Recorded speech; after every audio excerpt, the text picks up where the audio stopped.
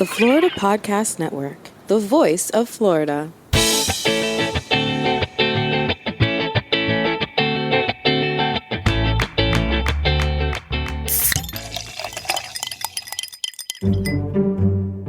This is Gerard with episode number 25 of Florida's Fresh Mix on the Florida Podcast Network, a random mix of Florida's freshest personalities. Listen in. Hello, and welcome back to Florida's Fresh Mix podcast. This is Amber, the lead content producer for the Florida Podcast Network. And joining me is your host, Gerard. How's it going, Gerard? Going well. What's up, girl? How you doing? I'm doing swell, I gotta say, on this hashtag Fresh Mix Friday, because we're giving the people part 2 of your conversation with Angie Willoughby, a.k.a. the Green Baker, the Pot Queen, the Edible Connoisseur, whatever you want to call her. This wow, is in case 2. someone didn't know what the green referenced, you nailed it. So yeah, let it all out. Well, hopefully they should know what the green reference is if they listened to part 1. And if you didn't listen to part 1, what are you doing? Why are you here? You're not authorized to listen to this episode. Amber, I don't want to hear anything from any of our listeners about they didn't hear part 1. They gotta go back, cut it off right now, go back, and then come back to us right now. Exactly. And you literally do have to listen to part 1 to understand this entire episode, because it will make no sense without any context whatsoever, because part 2 picks up right where you all left off when Angie was talking about being a mom who consumes cannabis. Could be controversial. Yes. I thought it was powerful stuff. It kind of gives you a perspective of like, wow, moms do consume cannabis and they're still great moms, and not whatever stigma society wants to put on people who consume cannabis. So it's pretty enlightening, people. But Gerard, before we go ahead and roll into that interview, how about we do some shameless plug? Well, okay, I'm down for that. Listen, y'all, if you've been listening to the Fresh Mix podcast for a while now, which I hope you have, but we also love newbies, you'll notice that we try to feature an array of Floridians. That's why we want to hear from you. If you know a fascinating Floridian or someone who has a significant Florida connection, who you think would be a great guest for me to talk to, please have them fill out a guest submission form, or you can fill it out for them and they can get a surprise. And fill out the form at the bottom of freshmixpodcast.com, or you can email Amber, A-M-B-E-R, at flintstonemedia.com. That's FLINTSTONE media.com, all one word. Please give me your suggestions. We love having really awesome Floridians on this show doing whatever it is that you think is awesome. That's right. And it could be anything. They just have to have a Florida connection. And look, send me whoever you want. I can do this all day. Just like Captain America. On that note, let's jump into Gerard's conversation. Well, Captain Florida. Sorry, Captain Florida. Captain Florida. Let's jump into Gerard's conversation with Angie Willoughby, the Green Baker. Hello there. This is producer Jaime, founder of the Florida Podcast Network. Now, I know this is where you would normally expect to dive right into Gerard's conversation with his guest today, but I have some very important housekeeping to take care of first. This Sunday is Gerard's birthday, and I would love us all to help him celebrate. How, you ask? Good question. Well, he posted something to Facebook the other day that answers that question, so I'll just read what he has to say. And I quote, "For my birthday this year, I'm asking for donations to Guitars Over Guns. I've chosen this nonprofit because their mission means a lot to me, and I hope you'll consider contributing as a way to celebrate with me. Every little bit will help me reach my goal. I've included information about Guitars Over Guns below." And here's the information. It says real quick: operating in Miami and Chicago, Guitars Over Guns endeavors to create safe spaces for youth to express themselves through music in order to empower them to make positive choices at school, at home, and in their communities. Now, he also knows that Facebook pays all the processing fees for you, so 100% of your donation will go directly to the nonprofit. So, as Gerard's sister, I can tell you firsthand how important this organization is to him and what a difference he is so proud to see it make. And I know he has definitely mentioned it at least a time or two on this show, so please go ahead and donate.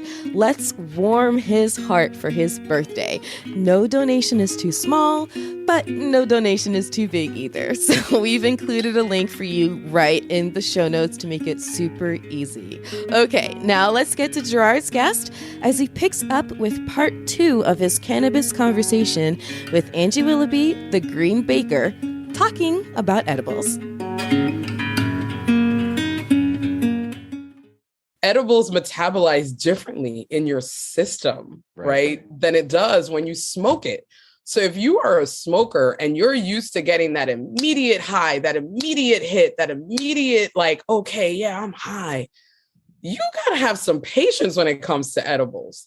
And then you have to realize that it's like being on a skateboard, right? It's not going to hit you immediately like it does when you smoke because it metabolizes differently, right? It goes in through your mouth, goes to your lungs, goes past the brain barrier. And so that's why you immediately feel high, right? Because it goes straight to your head pretty much, right? That's how it is.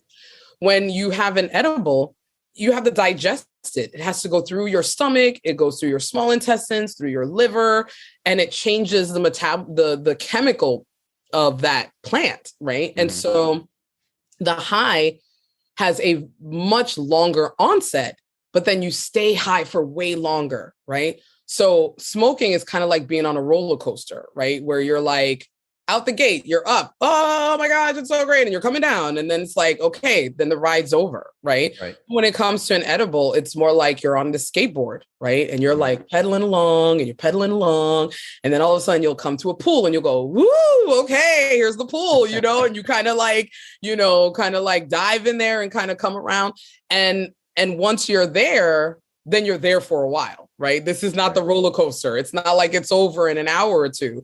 Your body is feeling the full effects of this cannabis anywhere from 6 to 8 hours. So even after you're not feeling high anymore, your body is still high, right? So this is important to understand when you're doing an edible, right? Because I think if you understand the mechanism of it a little bit more, then hopefully you make a better decision about what you're doing and not overdo it. It's great for sleep, I'll tell you that. Oh, I'm sure you passed out. Like as soon as you got home, or if you made it home, you passed out, I'm talking about the gummy bears I eat late at night, every night. I mean, the sleep is great. Makes the dreams a little weird. Not scary, but not scary, but a little weird. Yeah, a little weird. Yeah, but that doesn't happen all the time. But the sleep is good. It's a good rest, especially for someone that has anxiety. Like me personally, I have anxiety. So it's really hard for me to shut my brain off a lot of times, to really, be present, in the moment, be present with my son, be present. I tell people cannabis has made me a better parent, because I'm no longer kind of running around in this frenzied state, it just gives me time to just sit down and talk to my son, and just play with him and babble and chitty chat about whatever it is that he wants to talk about, which usually is something incoherent that I don't know what he's talking about, but I'll go along with it, because there's this sense of calm, right? There's this sense of like, whatever I felt like was so urgent and so. I think one of your guests said, as a parent, it makes her more present.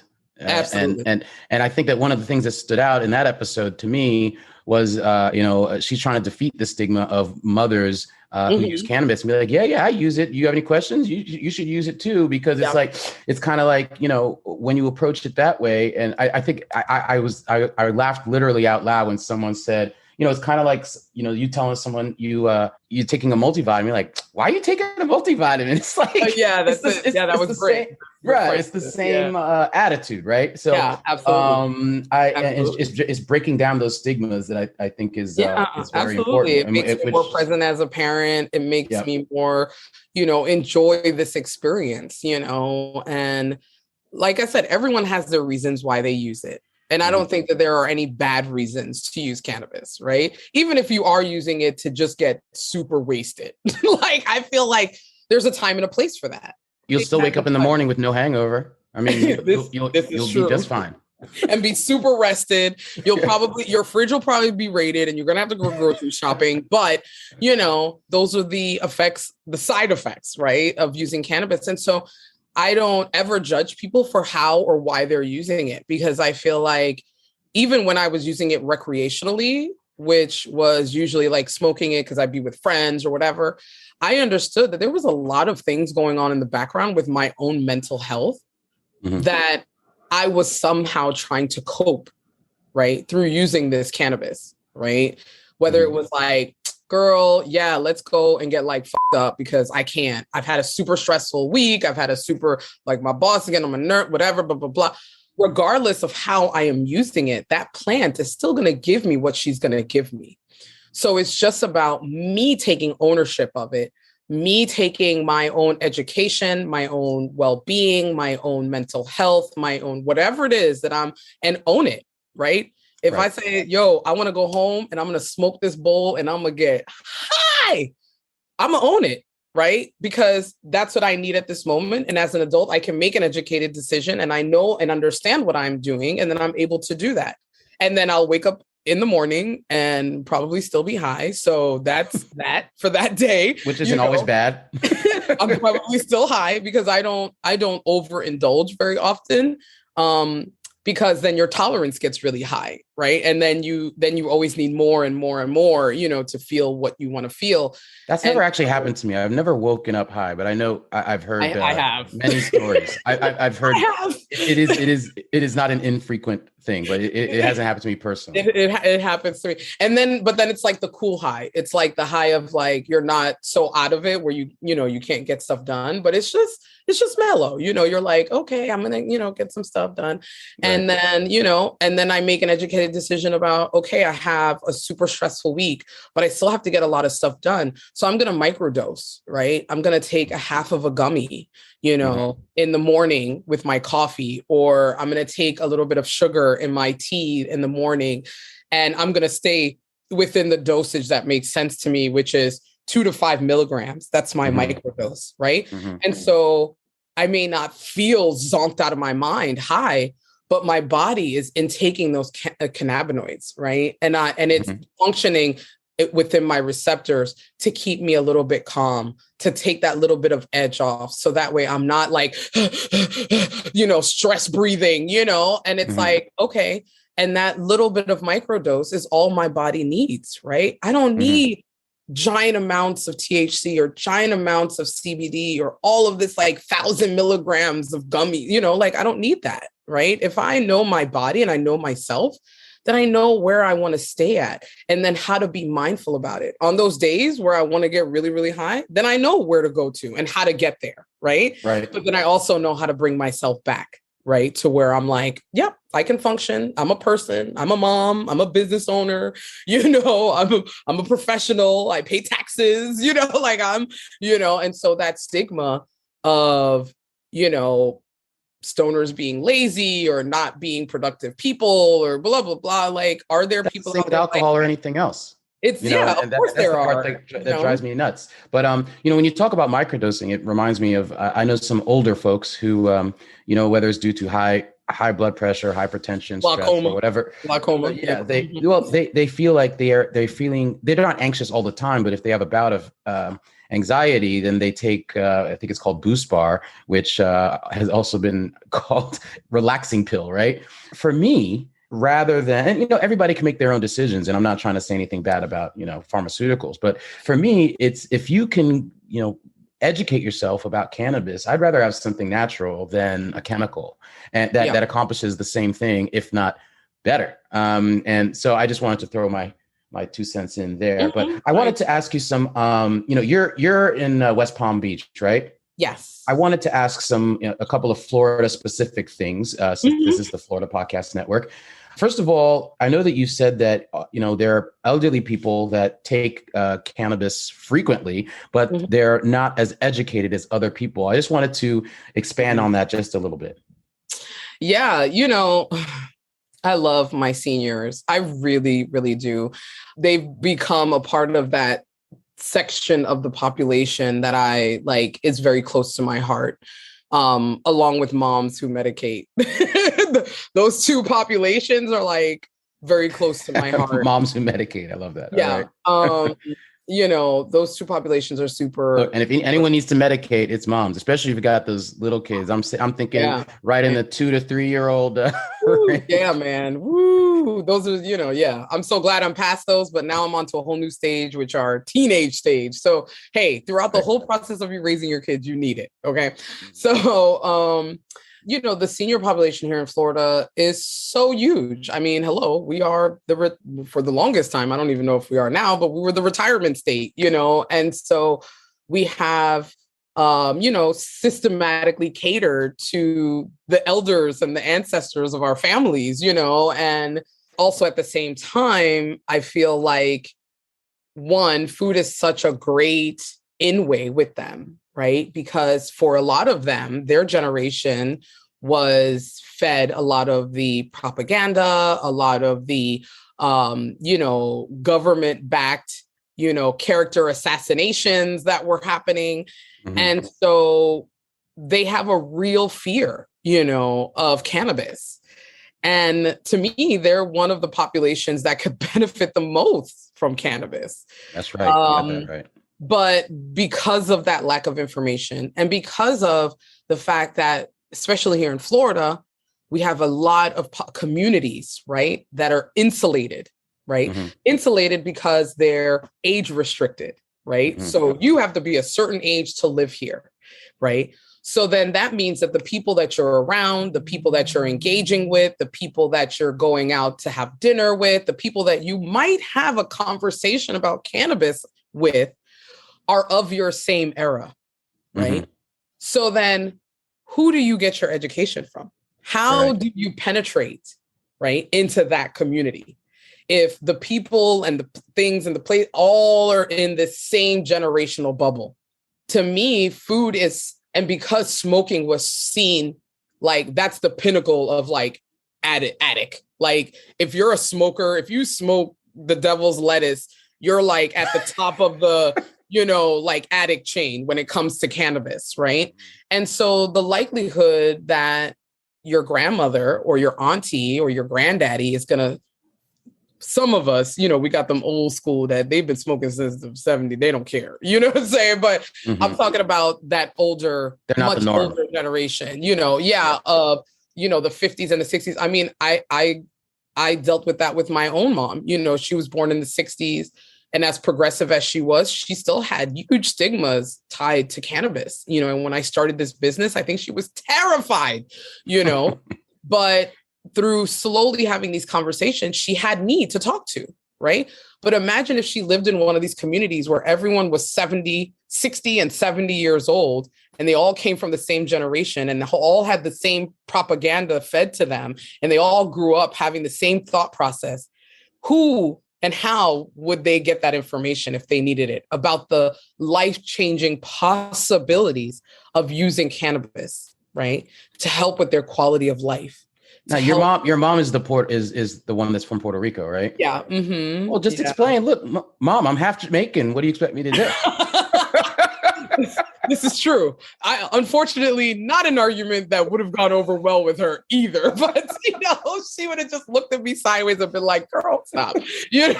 So, but I feel like this is where educating through food is so like life-changing, right? Because this gives them the opportunity to approach cannabis in a way that's non-threatening, right? Mm-hmm. In a way that's not smoking or vaping, right? An elderly person goes into a dispensary. What are they going to get?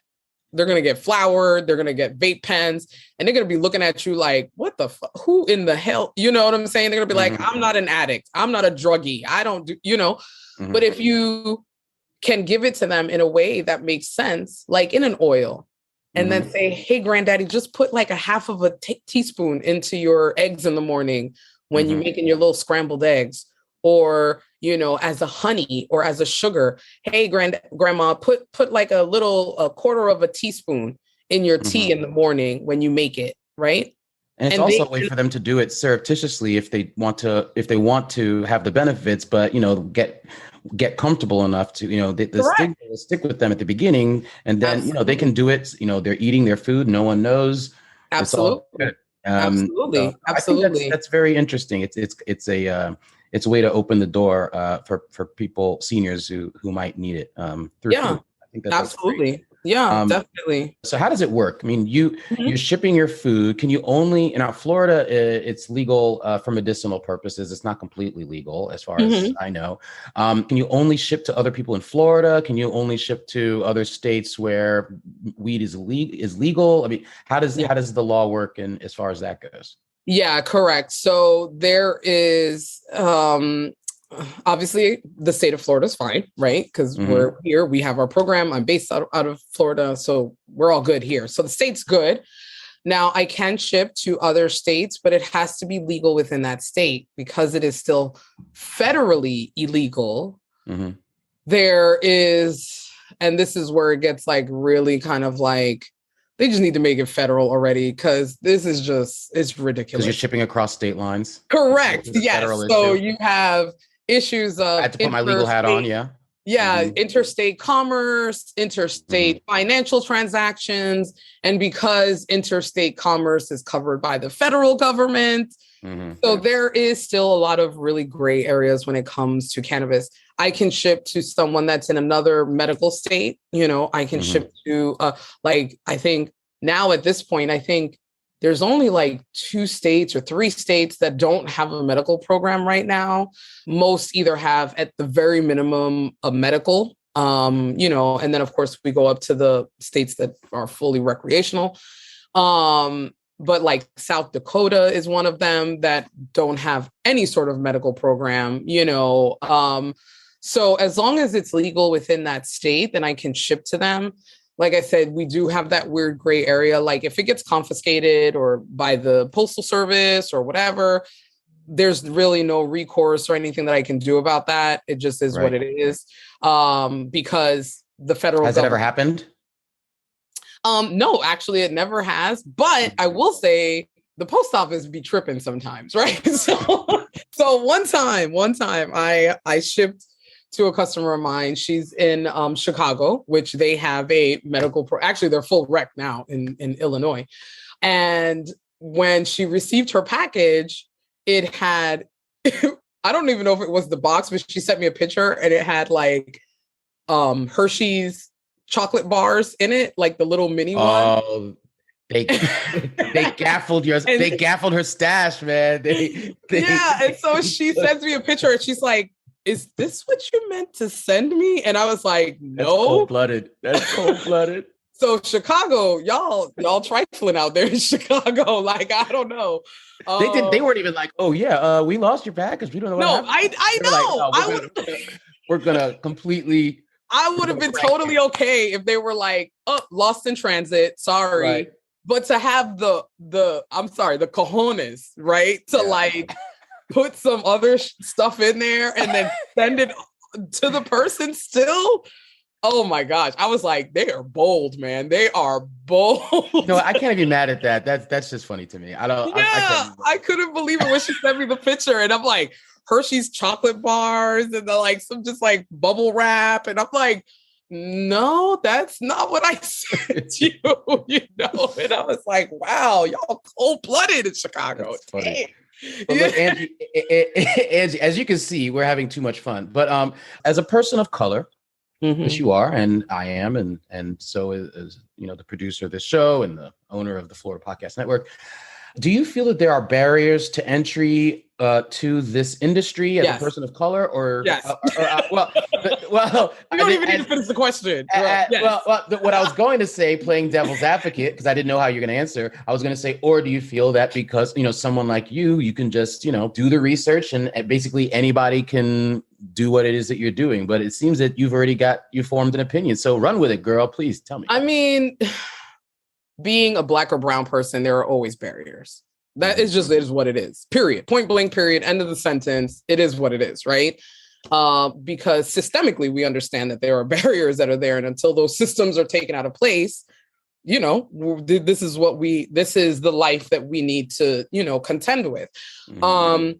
Now, when it comes to cannabis, I feel like this is a very, very unique battle, not one that is unfamiliar, right? Because it still tackles all of those systematic issues: finance, legacy, access to capital, access to, like all of these things. It's still that, but it's just now within the cannabis, specifically within the cannabis space, right?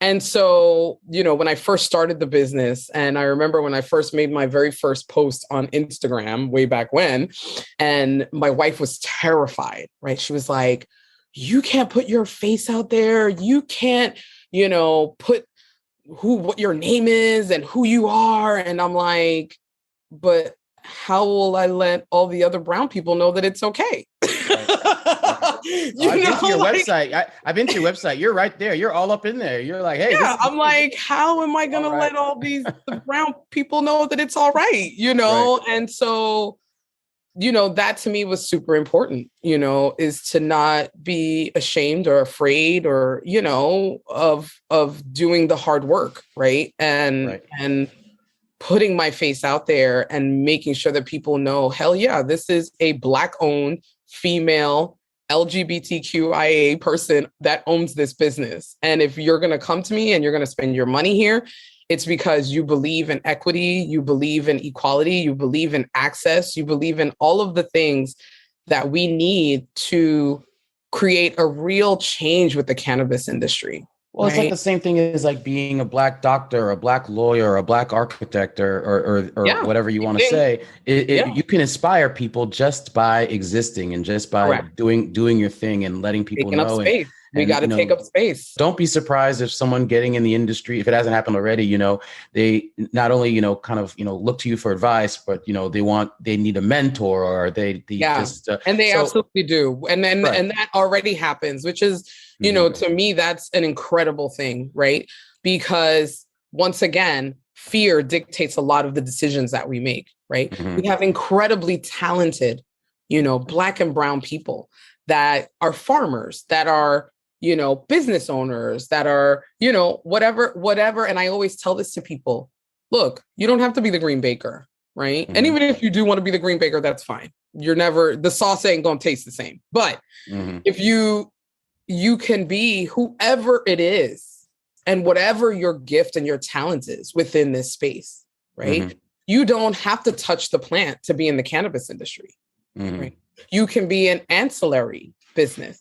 You could be a lawyer. You could be a doctor. You could be a therapist. You could be a writer. You could be a video content creator. Possibilities are endless. Yeah, endless. Any industry that is out here in the world functioning right now can be translated to cannabis, right? So when, especially the Black and brown. So can the podcast industry. Correct, right? In the Black and brown community, we always think, oh, well, I want to get in the cannabis game. Well, I don't have a dispensary, or I grow my own plants, but bro, what are you good at? What do you do? What is your special skill that you bring? And then translate that into cannabis. Find your niche. You don't even have to touch the plant, right? You could be a photographer. I've met so many people in this industry, from people that are similar to me to people that are completely, I look at some people, trademark lawyers, and I know advocates, I know artists, all kinds of people in this industry. But if you don't see yourself, then take up that space, right? Because you don't know who you're going to inspire. I have had the literal pleasure of people coming to me and going, oh my God, I can't believe what you're doing. How do I do this? Right. And that to me is everything. And I bet you're more than willing to help them. I mean, look at how much knowledge you're dropping on your podcast alone. I'm plugging podcasts all the time for obvious reasons, but it's you give as much as you get, right? I mean, you take in so much information, and at the same time, you're inspiring people as well, and you're giving other people platforms on your show that might not otherwise have a platform. It's just a win-win-win all around. Absolutely. My thing is, to one who has been given much, much is expected, Yep. And so I have been blessed to be in this industry, to be able to support my family in this industry, to be able to continue to do something that I absolutely love doing every single day. And so therefore, it is my responsibility to give that next person a hand, to give that next person a leg up, to give that next person inspiration, to give that whatever it is that they need. That is my responsibility to gift that to them, because I've been given so many gifts. I've been given so many legs up. I've been given this incredible community that supports me and comes and spends their money with me, or comes to my podcast, comes and gives me knowledge. Hey, this is what's coming up. Are you ready? So many times I've been given this blessing, and so many times over, I realize how much I have to give to those that are coming up, behind me and next to me. And so that's super important, because especially as Black people, if our voices are not there, if we don't take up space, we are easily forgotten. And we already know that now. we already know that, 90% of the cannabis industry is white men.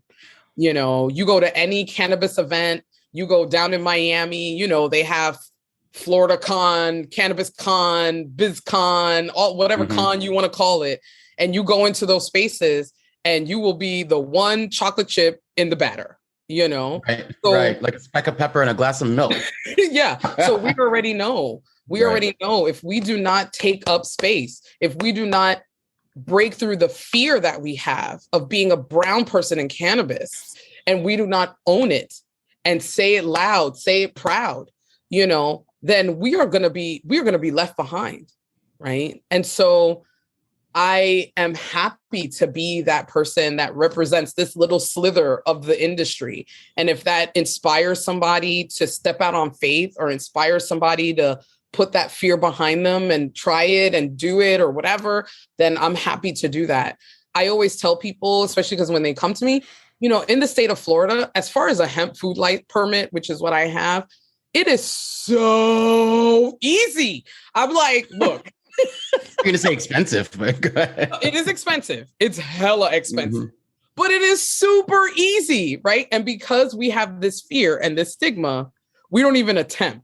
Right? Because we're like, oh shit, I'm not going to put my name out there. I'm not going to give these people my information. I'm not going to tell them I want to be, because we have this innate fear, which the fear is there. It always is there. It's there now, even with me, as open and as vocal as I am, it's still there, right?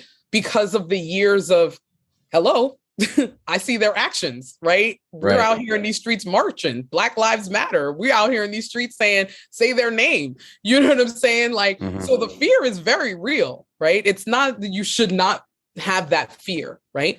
Right. But you should not allow. If I get this license, am I going to get a warrant? Like what's going to happen? Right? There's so many moms. Oh, I don't want to tell people I smoke because they'll come and take my kids away. Yeah. There's these things that are just so ingrained. And so for, and rightfully so, right? You should make an educated decision about what that means for your life. Right. And so I don't want to put that out there lightly, right? Because I understand what my brothers and sisters are going through. I mean, hell, there are people in jail still, still for weed. You know what? Look, don't even get me started on that. Don't even. I'd rather end.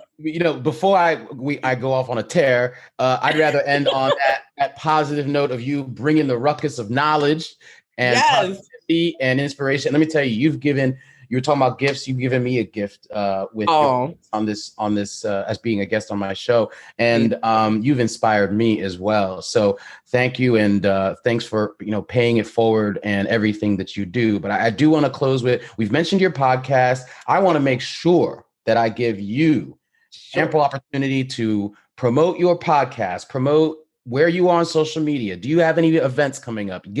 Do all the plugs. Do all the plugging. All the plugging. Do all the plugs. All the plugs. Well, yes, please. If anyone has any questions, please reach out to me. I am so more than happy to answer any questions, jump on calls with people.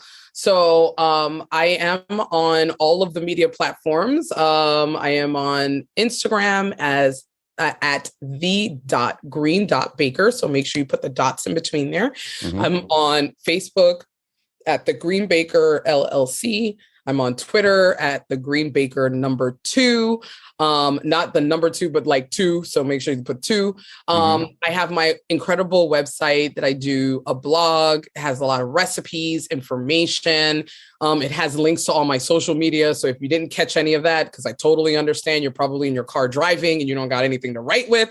So you can always go to my website directly and it'll plug you into all of those things. We'll include a link to your website in the show notes, but why don't you tell us what it is? So the Green Baker, so that's TheGreenBKR. So no A and no E in the Baker. That's my website. I have the Green Baker. .com. Yes. Right. Did I not say that? .com. Yes. I have the Green Baker podcast. You can find that on Google, on Spotify. I'm on all of the streaming. I found it on Apple Podcasts. Apple easy. Podcasts also, and so the Green Baker podcast.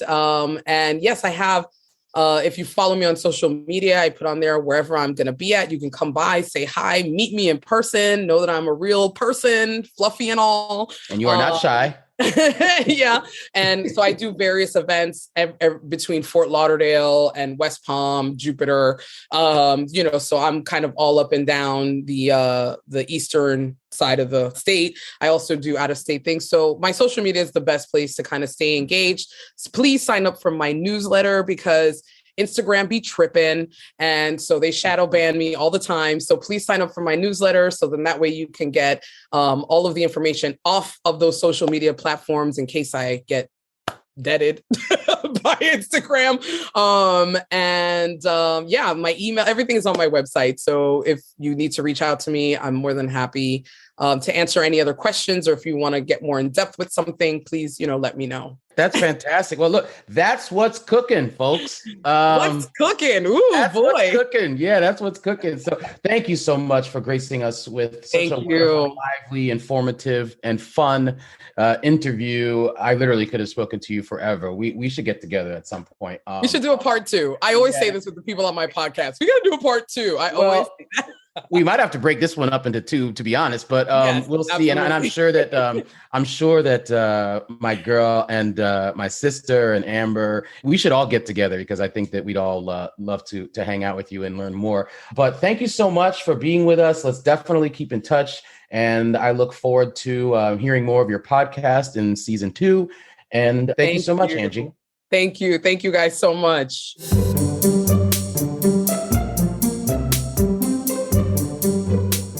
So Angie Willoughby, the Green Baker, she gave us so much to think about. And normally, if you're a listener of this podcast and you listen to multiple episodes, then you know that usually at this point, for my fresh take, I say, well, there's so many things to choose from. Now, this one was a layup to me. This half of the interview, I knew exactly what I was going to talk about, and that is being the first in your industry. So obviously, she was talking specifically about being a person of color and the barriers to entry, and being one of the only people to break into the cannabis industry. But I want to think about a broader point, and she made so many interesting points and had so much encouraging advice regarding that. But I want to take it a bit further. Let's broaden it out and look at it from a macro level, okay? If you are scared, let's just keep it simple. If you're scared because you want to break into an industry, you have a particular talent, and you don't see many people like you in that industry, then that could be quite daunting. Are you one of the only women that would be in the industry? Are you one of the only persons of color? Are you one of the only persons of the LGBTQ community that would be in that industry? Then you know what? Be the first if you have to. Be the first. Just be the first. Because every time we've shown progress in industries that had underrepresented communities and personalities, someone had to be the first, right? And I don't need to rattle off examples of this. We all know that to be true. But there's still so many industries that don't have representation, equal representation, whether it be from a gender perspective or gender identity perspective or from a gay versus heterosexual and everything in between perspective. I believe in the spectrum, all right, y'all. And as long as that reality continues to exist, you could be the person to break through a barrier. Why can't it be you? I would expand that to say, if you're scared, that's okay. I get that. Let's assume that you're not the very first person to be in the industry, okay? Let's assume that there's somebody, even if it's one person or 3 or 10, okay?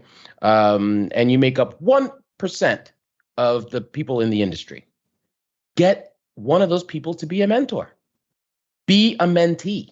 I am a huge, huge fan of mentorship, both being a mentor and being a mentee. So be a mentee, find a mentor, learn so that you don't have to go through what they went through. They can pave the way for you to have an easier path than they had, okay? Then, as Angie has done, and I gave her props for that at the end of the interview, then pay it forward. Be a mentor. Once you've broken into the industry, there is another person, there is another one that's been added to that statistic of how many people are in this industry, and you're the one. That's what you did. But it's not just a number, it's your life. And it's all the pain and struggle and the fears and the obstacles and everything that you've broken through. Give back. Teach someone what you've been through. Don't wait around for someone to reach out to you. Actively pursue at least one mentee. One. That's all. And you can change that person's life, and then they will become a one. And then, their one will become a one, and on and on and on. And it will, it will expand exponentially. But it's got to start somewhere. Why can't it be with you? Okay? So forget about domination by men, ladies, okay? Forget about domination by us heteros, my brothers and sisters in the LGBTQ community. Forget about domination by non-people of color, all my brothers and sisters, okay? We need to all make this the potpourri of experiences, opportunity, ethnicities, cultures, backgrounds that the founders of this great country envisioned. And we're clearly not there yet. Don't be scared. Grab the reins, find a mentor, be a mentor. And that is my fresh take. And I hope that it inspires you to sit, think, let it marinate. Let it marinate. Don't let anybody steal your dream. All right?